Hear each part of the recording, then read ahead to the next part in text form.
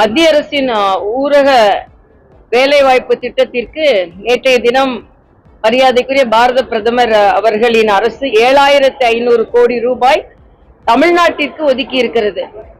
அதே போல பக்கிங்ஹாம் கால்வாய், கூவம் போன்ற நதிகளை சுத்தப்படுத்துவதற்கும் 7500 கோடி ரூபாய் மோடி அவர்களின் அரசாங்கம் தமிழகத்திற்கு ஒதுக்கி இருக்கிறார்கள். பக்கிங்ஹாம் கால்வாய்க்கு இந்த 7500 கோடி ரூபாய் ஒதுக்கி இருப்பது உண்மையிலேயே எனக்கு மகிழ்ச்சி அளிக்கிறது. ஏனென்றால் நான் மயிலாப்பூரில் போட்டி போடும் பொழுது அங்கே உள்ள வீடுகள் எல்லாம் வெள்ளம் வந்தால் இந்த பக்கிங்ஹாம் கால்வாய் நிறைந்துதான் எல்லாம் மூழ்கி கொண்டிருந்தது. அதற்காக ஒரு திட்டமே நாங்கள் சொல்லி இருந்தோம். அதனால மரியாதைக்குரிய பாரத பிரதமர் அவர்களுக்கு நன்றியை நான் தெரிவித்துக் கொள்கிறேன். தொடர்ந்து மத்திய அரசு தமிழகத்திற்கு வேண்டிய அத்தனை உதவிகளையும் செய்து வருகிறது. ஆனால் சென்ற அரசு தொடர்ந்து தமிழக அரசு வஞ்சிக்கப்படுவதை போல ஒரு மாய தோற்றத்தை ஏற்படுத்தினார்கள். நேற்றைய தினம் மரியாதைக்குரிய பாரத பிரதமர் அவர்களது 12 ஆண்டு கால சாதனையை இந்த மக்களுக்குத்தான் சமர்ப்பித்திருக்கிறார்கள். தமிழக அரசை பொறுத்தமட்டில்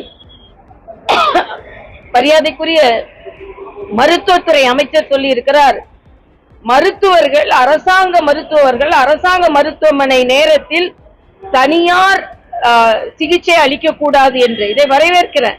ஆனா அதே நேரத்துல தனியாருக்கு முதல்லாம் தனியார் மருத்துவர்கள் மிக குறைவாக இருந்தார்கள். அதனால் அரசாங்க மருத்துவர்களே தனியாருக்கும் சென்று சேவை செய்து கொண்டிருந்தார்கள். அதனால் தனியார் மருத்துவர்கள், அரசாங்க மருத்துவமனையை சார்ந்த மருத்துவர்கள் அரசாங்கத்திற்கு மட்டுமே பணி செய்ய வேண்டும் என்ற ஒரு நிலை ஏற்பட்டாலும் அது மக்களுக்கு உதவியாக இருக்கும் என்பது எனது கருத்து.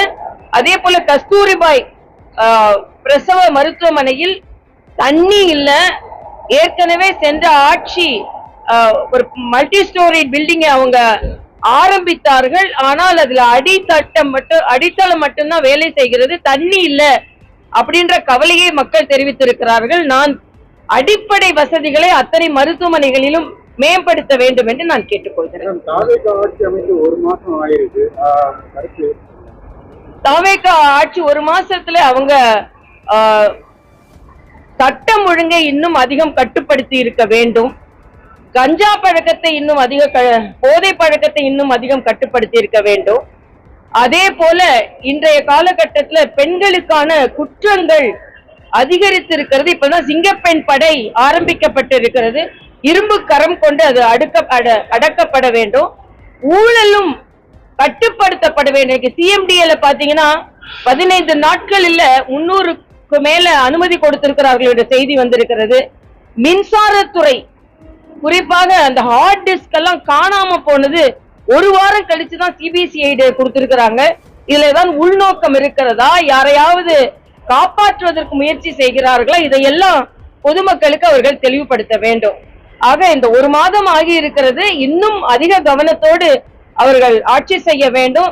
இன்னும் போன ஆட்சி மீதே குறை சொல்லிக் கொண்டிருந்தாமல் இரும்பு கரம் கொண்டு இதெல்லாம் அடுக்க வேண்டும் என்பது எனது கருத்து. ராகுல் காந்தி சோனியா காந்தி வேலைவாய்ப்பு திட்டத்துல கடந்த 2022-23 9700 கோடி ரூபாய் தமிழ்நாட்டுக்கு வழங்கியிருக்காங்க.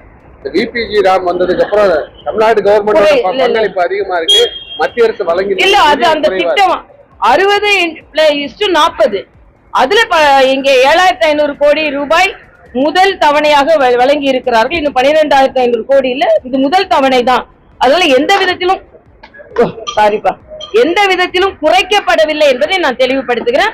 இது இன்னும் அதிகமாக ஊழல் நடைபெறாமல் இருப்பதற்கான இந்த திட்டம் ஒழுங்குபடுத்தப்பட்டிருக்கிறது என்பதை தெரிவித்துக் கொள்கிறேன். இதற்கு முன்னால பாத்தீங்கன்னா நரேகா திட்டத்துல அதிகமாக ஊழல் நடந்த ஒரு திட்டமாக அது இருந்தது. அதுவும் தமிழகத்துல அதிகமாக ஊழல் நடைபெற்றது என்பது அந்த ரெக்கார்ட்ஸே சொல்லுது. அதனால பொதுமக்களுக்கு வேண்டியது பொதுமக்களுக்கு கிடைக்க வேண்டும் என்பதுதான்.